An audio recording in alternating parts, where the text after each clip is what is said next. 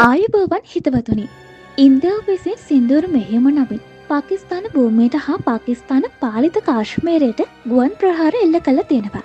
මේ සිදුවීම දෙරට අතර සම්බන්ධතා දරුණු විදිහට උග්‍රවීමට හේතුත් වෙනවා.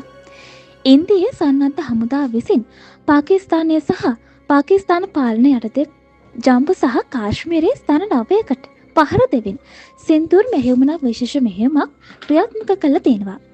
මේ ඉන්දී රජය විසින් නිල වශයෙන් ප්‍රකාශයට පත් කරලා තියෙනවා. මේ මෙහෙයුම සිදු කිරීමට හේතු වෙලා තියෙන්නේ පසුගිය අප්‍රේල් මාසයේ 22 වෙනිදා ඉන්දියාවේ පහල්ගම් ප්‍රදේශයේ සිදු වූ ත්‍රස්ත ප්‍රහාරය.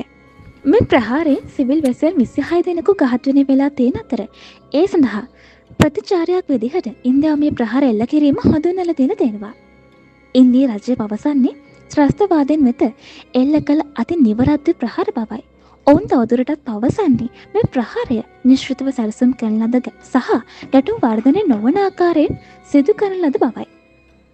ඉන්දිය ස්වදේශ කටයුතු අමාත්‍ය අමිත් ෂා ප්‍රකාශ කළේ අපේ සන්නද්ධ හමුදා ගැන ආඩම්බරයි යනුවෙන්. පාකිස්තානයේ මෙම ප්‍රහාරයට දැඩි විදිහට ප්‍රතිචාරයක් දක්වා දෙනවා. ඉන්දියාවේ ප්‍රහාරවලට ප්‍රතිචාර දැක්වීම සඳහා පාකිස්තාන සන්නද්ධ හමුදාවන්ට බලය පවරා ඇති බව එරට අගමැති ෂෙබාස් ෂෆීෆ්ගේ කාර්යාලය නිවේදනය කර ඇති බව විදේශ මාධ්‍ය සඳහන් කරා.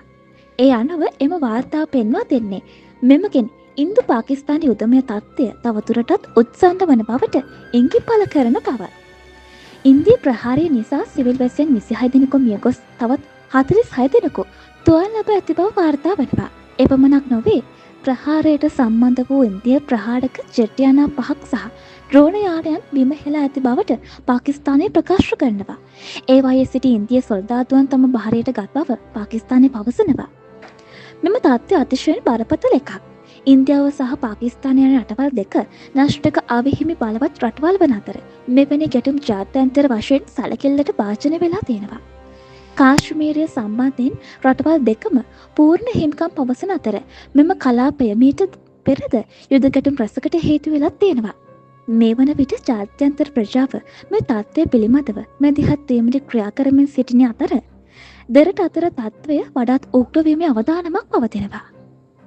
මේ සම්බන්ධව නවතම තොරතුරු ඔබට ලබා දීමට සුබක නිවුස් සෑම විටම සූදානම්ෙන් සිටින්නේ.